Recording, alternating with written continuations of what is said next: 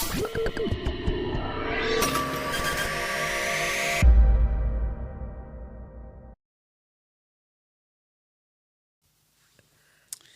everybody. Welcome to this week's episode of Nazos Circus. How is everybody doing? Wherever you're listening from, thank you so much for tuning in. Today, I have my cousin. Her name is Anuli Iwuchukwu. Anuli, do you want to say hello? Hello, everybody. My name is Anuli Iwuchukwu. And we're cousins. Yes. So today I just thought, you know what? I'm always talking about abuse and abuse between adults to adults and adults to children. And I was just like, why do I have to go out to look for guests that can come in to support me when my cousin is a social worker? So today we are discussing the life of a social worker, and we're narrowing it down to when they're dealing with African families and maybe even Nigerian families. African families, what is it that they deal with? What are the main issues that they deal with? And the reason why I'm dealing with this, doing this episode is because I am committed to trying to reduce the number of African children that go into foster care in the UK. And that's why I am doing this, because I'm just trying to raise awareness. So I'm going to ask you a few questions. So as a child solicitor, I know that from my work, most of my cases, when I have African families, social services intervene mainly because of beating, physical chastisement, beating. Oh, yeah. In your experience, what are the main reasons why you guys get involved with African? I'm limiting it to African families because that's what we're trying to discuss today. What are the main reasons why social services get involved in the UK? What would you say? For African families and mostly Nigerian families, it's mostly physical chastisement and domestic abuse within the family. These are the two main reasons why children's social services get involved with Nigerian families. Yeah. And so when you're dealing with these families, how do the parents relate to you? Seeing as you're from the same cultural background, do you think that they engage with you more because you're from the same background, or do they fight you more? What's been your experience? Well, it kind of goes both ways, like sometimes, especially the wives, because they're the ones that they're not working. So when you book a home visit and, to see the family, when you get the referral, it's usually the wives that you see at home. So most of the time, sometimes it depends. When I come into the home and they see that I'm a Nigerian person, they sometimes, think, oh, okay, let me try and, be nice to her so that, Because she's my sister. Yeah, she's my sister. I'm not going to, put them on a child in need on a child protection plan or something. Oh, let me try, and, get to her. Or sometimes they resist, thinking, I beg, you should know better. You're one of us. You're one of us. Don't you beat your child, or didn't your parents beat you in Nigeria? So how come you're now trying to... So it kind of like goes both ways. So do they tell you that? Have they said to you, will you not raise... I mean, do they ask you, like, do you guys get to discuss personal things? Do they say to you, you're my sister, don't beating, don't you know that why are you acting like it's not something that you're aware of? Do they come with that, or do they, I'm just trying to figure out whether they expect you to understand a bit more. A couple of families that I've gone to, they actually expect me. So, these children, they go straight away into the Niger, Niger kind of speaking. Oh, these children now, they will push your buttons, now, they begin to speak Nigerian, and expect me to to understand. But I try to be very formal and, try to tell them that despite the fact that I understand where they're coming from, but I still I'm here to, do my duty and make sure that I carry it to the best of my ability. So they sometimes they just tell you, oh, these children, they push your buttons and you now beat them. You know how it is in Niger now, so some of them actually come, right down to it, and some of them would kind of like, obviously not engage, and some of them will try to, see how hard they can manipulate you so that you can, not to be too hard on them. Yeah. And so what about the fathers? How do the fathers relate to you? Do they come with the same behavior, or do they, how do they? Because our Nigerian men. I think I want to rephrase it. Our Nigerian men. Sometimes they don't like a woman being in authority, right? Yeah. Or some of our Nigerian men. Yeah. Let me be very clear. Some of our Nigerian, before you guys come for me, they don't like a woman to kind of like be able to have authority over them. And when you intervene as social services, you are authority. Oh, yeah. Yeah. So I don't want to guess. I just want to know, when they see you, do they like kind of like acknowledge that you're authority, or do they want to challenge? You know what I mean? What's their attitude towards you? The few fathers, because most of the time they're at work. So when I come in, the wife will tell me, father is at work. So 90% of, or more like 80% of the family home visits that I've been to, I've never met the families. So because in the assessment, there's a place where you must record the voice of the father, or, obviously you must have a discussion with him with regards to the referral and what he thinks about what happened. Actually, if it comes to, if it's in a case of domestic violence, they will make sure that they're not available for them to speak to you. So, but the few that I've been able to speak to, they don't like that. They become very rude and defensive immediately, and try to intimidate me. Yeah. So that's why I was asking. Yeah. That's why I was asking, because I can only imagine that, because even me as a solicitor, they challenge me. Oh yeah. Because they're like, okay, I have, coming with that attitude of like, I have someone like you. First, I'm married. I have a wife. She listens to me. Who are you to come and start telling me? Oh yeah. So I'm trying. That's why I was asking you that particular question, to know whether that transcends to even your field.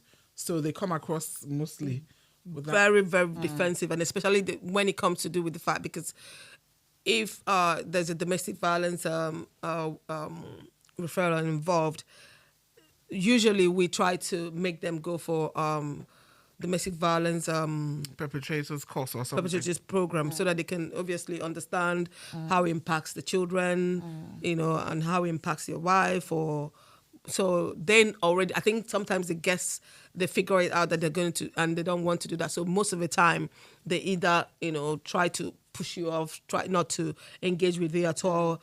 And as much as we try to get them to engage with that perpetrators program, if we're lucky, most of the time they will tell you, okay, I will engage. And you make the referral, and they never go. And those people, my job is to make the referral when it comes to the company or the service provider, the other people, the service providers that comes, when they tell them, and they don't engage, they will call me and say, he's not engaging, we're going to close the case. So they know that's what's going to happen. So, but most times, they don't even want to engage, because they just they become very rude, and and sometimes they threaten you not to come into the house anymore, and we can't. So that way they circumvent all those things, and it's very difficult. So with domestic abuse, and I mean, I know you're not a domestic abuse worker. With domestic abuse, do you think that a lot of the parents, Nigerian parents, come over here with the same attitude that they have from back home, and which is where authorities don't take domestic abuse very seriously? Do you think that that's what happens here? Because if that's one of the main reasons why we're getting referrals, it would seem to me that that's what happens. What do you think? Do you think that they carry over that same attitude? Yeah, definitely. Definitely. The attitude is carried over from here. I don't think that sometimes when they come into the UK, they understand that there are laws and regulations that have to be abided by. And despite the fact that they hear what happens to other people, they still think that they can get away with it, or that their wives are not going to report them or something like that, and they think they can get away with it. So, yeah, it's all being carried over from Nigerian attitude and stuff like that, So what would you, as a social worker, because remember that our aim for doing this episode is to try to raise awareness. As a social worker, what would you say to African parents? Let's break it down to, first of all, let's talk about beating, physical chastisement. I like to call it beating so that people just clear what we're talking about. Yeah. Beating, being physical. what would you say to, what do you think that parents need to understand? Because I've talked about this from a legal perspective. I know what the law says. Absolutely. But from it's better for people to hear from a social worker. What do parents need to know about this thing about physical chastisement? What do African parents need to know? I noticed that the way that I work with other families, it's kind of like I work differently with Nigerian families, most especially. It's kind of like I go the extra mile to work with them, to educate them, to give them extra tips. I'm not saying that I don't do that for all the families, because it's all part of my job. But when it comes to Nigerian families, because you were born and raised back home. Yeah, so I understand what's going on. And I now tell them, I sit down extra. When I go to families, usually if I'm going there for an hour, for other families, I stay in Nigerian family for 2 hours because I have to educate them, first of all. In this country, I break it down to them. In this country, I understand, children, they can be very challenging, especially teenagers and blah, blah, blah. However, here in the UK, we don't do that, I'm a Nigerian mother, and I understand, and also I'm a social worker now. You do not do that. There are ways where you can, discipline your child without having to physically chastise them, without having to beat them. There are other ways, because if you... So what ways do you tell them? So do you actually go? Do you have to tell them what extra ways, or is that for like the parenting assessor? Is that a different department that has to break it down? Do you have to tell them as a social worker what the other options are? Oh yeah, I do. I break it. That's what I'm saying. I go the extra mile to stay. Tell the family. So what I normally do is I have to tell them, like, look, if you go for a parenting program, they'll give you the skills, they'll equip you with the skills and the tips on how to manage teenage challenging behavior. There are programs, within held, between parents and their teenagers. There are other, with other younger children that I feel that if you go for this kind of, parenting programs, it will help you. Are they receptive to that? Are they normally receptive to that? Most of the time, they do. I think I educate them. And in some cases, because I think that this person is going through that route, I'll have to tell them, I think at this stage, I would, you will benefit from that parenting program so that they can educate you on how to, manage physical, challenging behaviors from teenagers, because obviously... The teenagers, they would definitely, try to push boundaries and stuff like that. Not even teenagers, children. Oh my God, so they would, especially teenagers, when they get to that stage, they always think that, their parents are wrong, everybody's right, they're all right and all that. Something else I noticed, sorry to cut you, not even teenagers, when they get to a certain age, they think that their parents, because their parents were born and raised back home, they feel that they're now, they're now the UK children that know better than the parents. Oh yeah. So that can be challenging. So most of the time, when I see the route that they're going to go, that this child might, it depends. Maybe like, if it's a case where I think that children's social service might, either put them on a child protection or actually remove the children due to certain kind of, I tend to tell them, you need this support. You need this support. This is what I think, that will equip you. If you get this support, then you should be able to learn how not to get to that stage. Get to that stage. Because if you don't get the support and the tips and the skills on how to manage this, it's going to go. Yeah, it's going to escalate. Yeah, there's something I was There's something I was thinking about.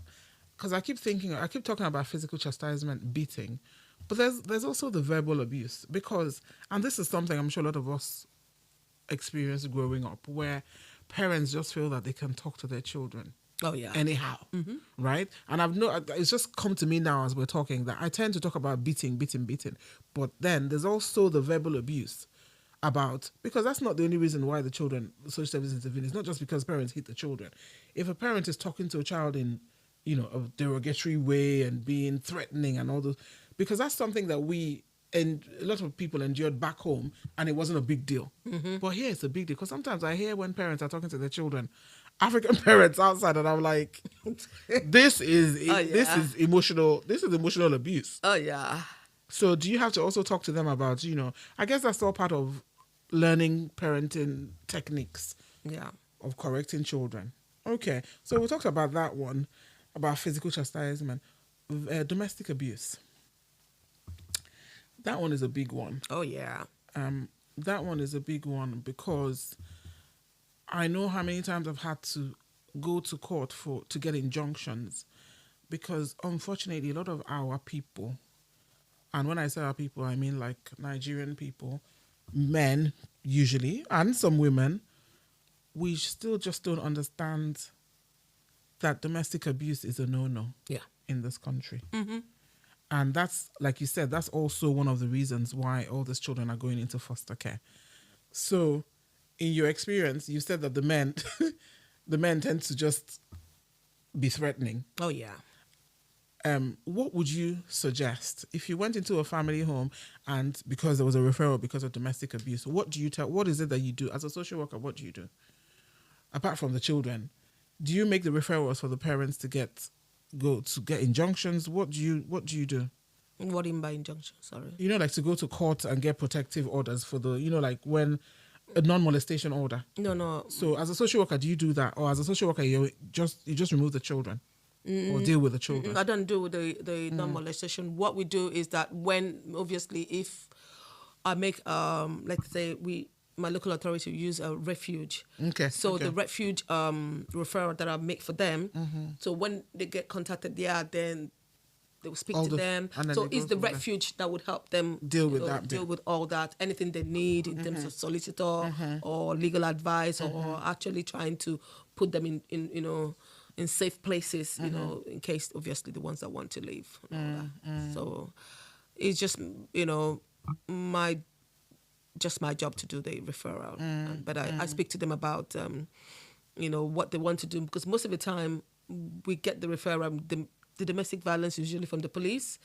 Some families, especially Nigerian families, they think that when they call the police and the police comes there and stops the fight. That's it. And that's it. Yeah. So I always have to educate them that every phone call to the police, it's an automatic referral. Yeah, it's an automatic referral to Children's Social Services. Yeah. So once they come, then we have to talk about it. So they get surprised. Oh, I didn't know. I thought the police had closed the case. No. So now we have to educate them and let them know that, no, this is just the beginning of it. Or we have to find out what's going on with the family, because whatever it is that is happening between you and your husband. The children are there. The children are there, and kind of like it traumatizes them emotionally, physically, otherwise. Do they understand that? Do they get that when you tell them? Initially, they don't. They don't. Most of the time, with Nigerian families, they don't. So you have to really educate them how it affects the children, and how, obviously, because I'm a child social worker, how I'm here to intervene on behalf of the children so that they cannot be emotionally traumatized by what's going on within the family. So I think emotional abuse is a difficult one for parents to understand, even from in my experience, which is why they see you social workers as the enemy. Because as far as they're concerned, we had an argument. We were in the room. We had an argument. The children were downstairs. Why? Well, I'm like, the house is toxic. If you guys are arguing and children are in the house, they can feel the toxicity in the house. Not even feel, they can hear it. They can hear it. Our house is here in the UK. We don't live in mansions like we do back home. There's no way that you're not going to hear it. And, when they hear the parents fighting every day and they're crying in their rooms and, sometimes it begins to have a negative effect, not only, emotionally, affecting them. They begin, think that it's okay. When they watch their dad to do that, they try it out in schools. Yeah. So that's why it's kind of connected and all that. But the funny thing about it, in terms of the DV here, a lot of Nigerian women, I think, despite the fact that they go through domestic violence, they also go through, I think it's more like emotional and physical, verbal abuse. I think they think that it's better for their husbands to actually hit them than the verbal, physical, and financial abuse that they get. It's kind of like... That's sad. It is very sad. It's very and sad. one thing also that bothers me is when children are removed from... when African or black children are removed from their parents and they are placed with foster carers that are not a cultural match. That is also one thing that bothers me, because say, for example, you have Afro, you're Nigerian, your hair is kinky and grown and Afro, and you're placed with a white social worker. They don't know anything about the type of hair that you have. Oh, yeah. I had a case like that when I was in a different local authority, and the child was black, and they placed. I said they placed the child in a white home. So I kind of raised it up with my manager, and I said, as a social worker, we're trying not to be very judgmental. We're trying not to be very this and that. But I don't think that this child is placed with the right family. He is a black, I think he was black Caribbean, and being placed, So I think it's always an issue sometimes. But I think, do you think that's because maybe there are not enough black foster carers? Because that could be also another thing. There's now, I think, a black foster carers are coming up now. Yeah, Before I think so. I could, but I don't think it is. I think sometimes they look at what the foster carer can offer To that child. Yeah, and the years of experience, and as against maybe like the person, maybe let's say I'm just giving an example. If the child is Caribbean or let's say Nigerian, and if they don't have any Nigerian foster carer, they might want to place the child in a loving, caring home that has all the amenities and qualities that the child needs. So, that one, they're trying to be in the best interest of a child. But now, I think before it was like that, but now I think they're now beginning to look at it. Look outside the box. And now thinking, okay, we need to, address all the, So they're now thinking, okay, if it's placed in the person would understand your kind of, let's say, food or your hair or, the fact Even that... your mannerisms and things. Absolutely, So they're beginning to look at it in a broader... And I've noticed that a lot of black African social foster carers are coming up. Yeah, I think I agree with you. I think I'm seeing that in my line of work. There are more and more. Okay, so I think that maybe to round up, I just want to know, like, what would you say, what would be your... advice to, with this Japa thing, everybody's coming in from Nigeria, coming in from everywhere else, and I've done episodes about that. But apart from the Japa thing, what would you say to every African black, and I'm not saying, obviously we're talking about children of all colors and whatever, but races, but I'm just told this episode is about African and black children. What would you say to every family that has young children? What would you say to them if they want to keep social services away from their door? What would be your tips? Actually, let's call them tips. What would be your tips to them? Yeah. I think, to me, what I always say to people, which I think it nearly got me into trouble one of those days, is that when you want to go to a particular country, you have to learn, more like, not like rules and regulations, but you learn, what you can... Yeah, I think you even have to know the law. You have to learn the rules and regulations. Yeah, or what happens in that country, whatever it is that you think that, they don't like in that country. Like a lot of, I'm just trying to be very careful. There's some certain people who... races who don't believe that they have to go to school, they have to take the children to the hospital. They're not really big on hospital or education, or so we struggle with this kind of... Or child appropriate toys, because that's also something that's come up. It's not really that. It's just more like, so when they come into this country, they have a problem with education. We come into them because when the school board says that this child has not been in education, we have to come in. It's not even only about, so we have to come in and find out what, maybe health. And the health visitor is trying to get in touch with you for you to, for your child to be seen, and, so... Dentist and all those sorts of things. So when you come into the country, you try and understudy the country that you're coming in, whatever it takes, especially our Nigerian people, whatever it takes that you think, like this physical chastisement is a no here. It's kind of like we have meetings, and before you know it, you end up with the police and police visit, joint visit. So don't do that. There must be ways of which you can be able to, discipline your children without having to, before they said you could smack. Now they don't even want you to smack anymore. Yeah. So you try, and there are so many ways, which is what we try to engage the families, like, okay, parenting programs. They will definitely give you tips. There's so many online parenting courses. Yeah. I don't know why people just don't. There are online parenting courses. Yeah. And you know what you were saying about people that have just come in? also people that haven't just come, people that live here. Some people feel like because, and I've heard that, and that's why I'm raising it. Some people have said to me, well, I raised older children, I didn't have any issues. I'm like, well, you still have younger ones. Just because you got away with raising two, and you didn't have any, in social work intervention does not mean. So you have to continuously. So I like I said, with Nigerian families, sometimes I go overboard with them because I think that they don't know and they need to be educated. Of course. So I tell them about school. School, please, when it comes to attendance and punctuality, they're very big on that. Try as much as possible. If you're having a problem, try as much as possible to, put your children in schools that are not too far away from the house so that they don't, attend school. If they're sick, you have to call the school every morning. So that way is so it's not attendance. So the attendance is registered, and all that. So so these are the things: education, health, physical chastisement. With health, you mean like making sure they attend their appointments, all those health things. They are mandatory. Yeah, yes, they're mandatory. These are the things that will come to the attention of social services. Yes. So it doesn't necessarily have to be physical chastisement. Yeah, that's what I'm saying. So because we're talking about tips. Yeah. So the first one is schooling, making sure that your child attends school and promptly and clean. Well fed. They talk about because when the child, mommy, I didn't eat. It comes. They come to us, but sometimes it's early help. Before it comes to the children's social services usually the first point of contact is MASH team. They do that assessment and they now think, okay, there's some safeguarding consent, and they bring it to assessment. Because we don't even want the MASH. We don't even want. Before it actually gets to the MASH team, then there's already something. So sometimes from the MASH team, it doesn't come to children's social services, it can go straight to early help.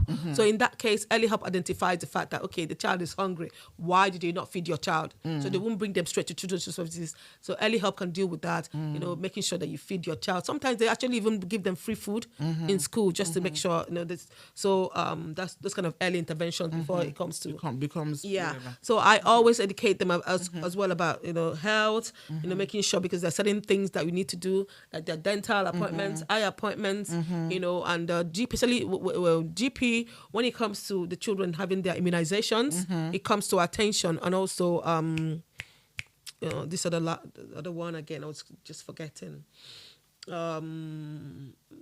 Health visitors. Okay. They have to. So these are the ones I always I go out of my way to educate Nigerian families. So in terms of physical chastisement, I tell them, you have to. I know it hasn't happened, but I would get some tips. Yeah, I would get some education. Of course. Go for parenting. Nobody understand knows, them, because you can, don't beat your daughter when 17 years old, when her friends are telling her that this and that and that.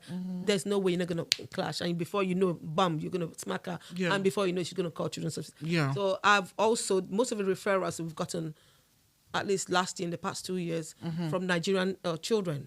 Nigerian children reporting their parents. For hitting them. Yeah. Not only hitting them, sometimes they go out of the way. One of them playing Roblox and, doing all sorts of things, and he's not, doing his homework. And the mom will take the Xbox and they'll call social services, mom beat me.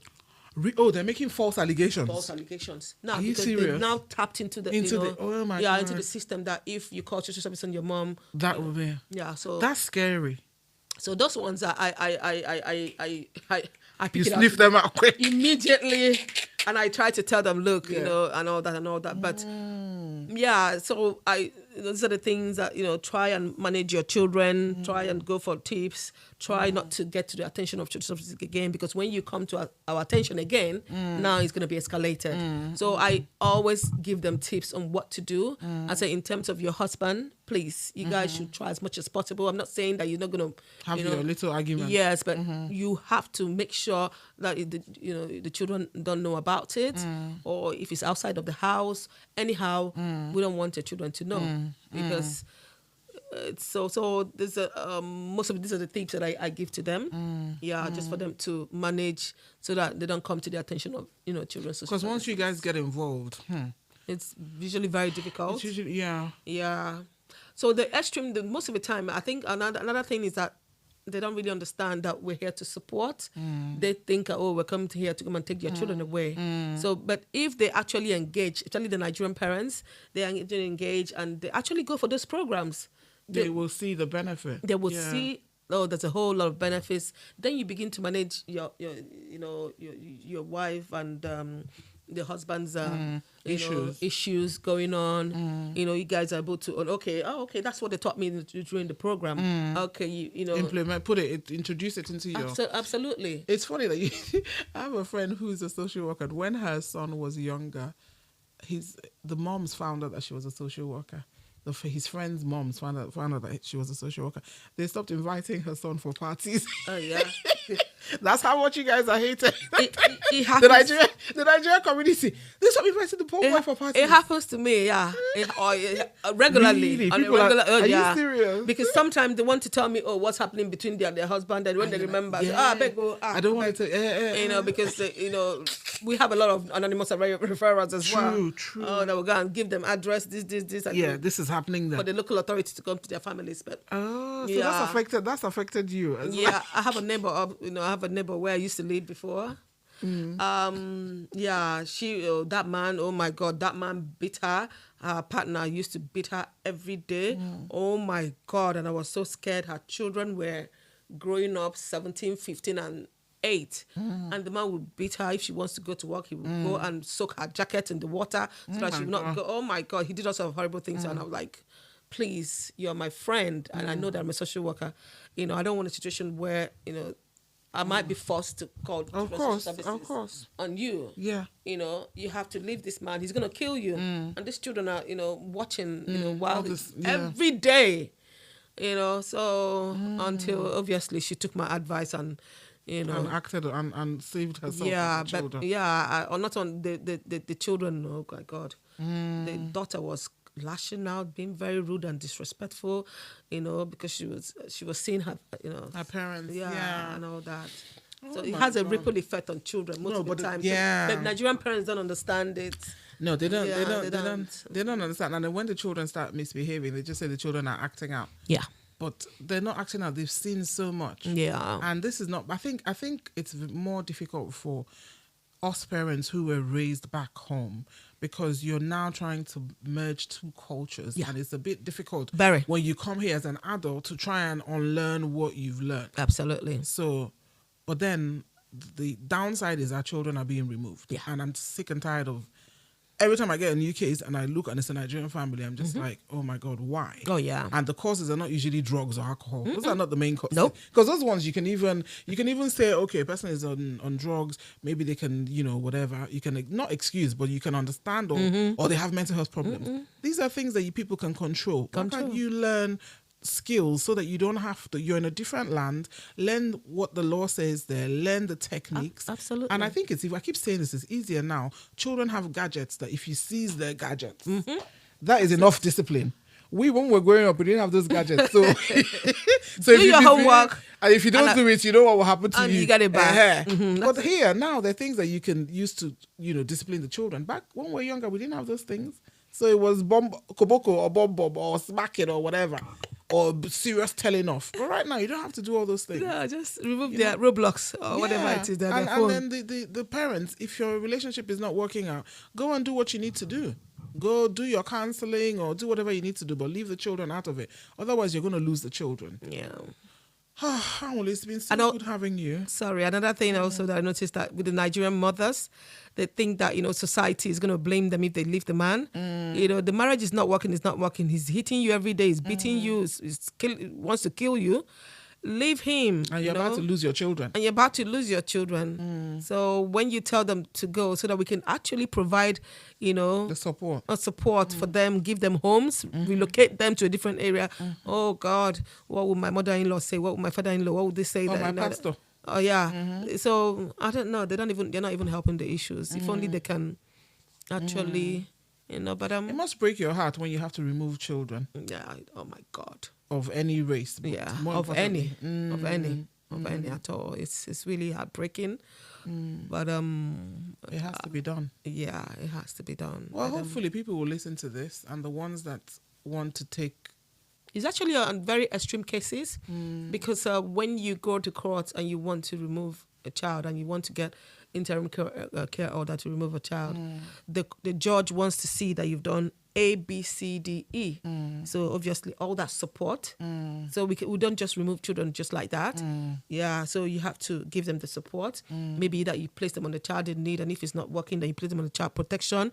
And if it's not working, because you have to be seen that you've supported this family. Those you've exhausted. Then you actually go out of your way to support them on the PLO. You know, then after that. So that's a public law outline where where it starts going legal. So unless it's very extreme case of neglect, very extreme case, or extraordinary circumstances where it's kind of like immediate, then. But the thing is, for me, you just don't want social services in your business. Yeah.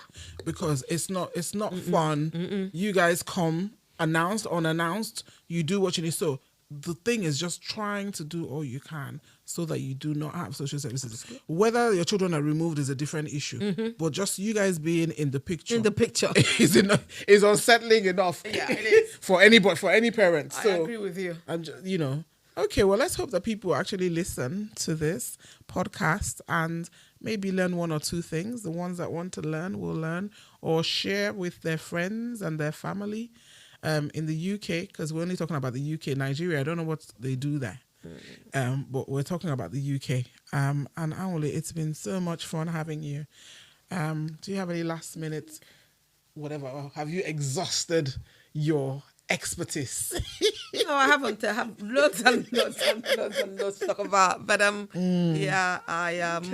think with Nigerian families, I tend to be a little bit more passionate about that, and I give them a lot of tips, and I go out of the family hoping, obviously, that they would have taken all the support that has been offered to them by my local authority, and and then see how it goes. Because the rest is up to them. All you can do is do your job.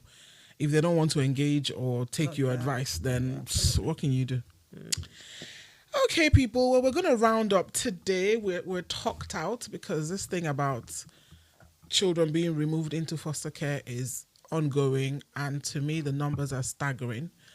And it just seems like maybe people are just not listening. I'm just hoping that we touch a few people today. Please do not forget to listen to this episode in full. Like, comment, share, get your friends to follow me.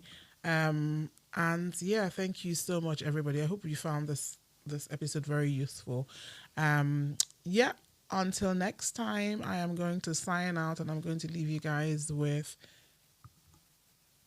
good wishes, love, and peace. Thank you.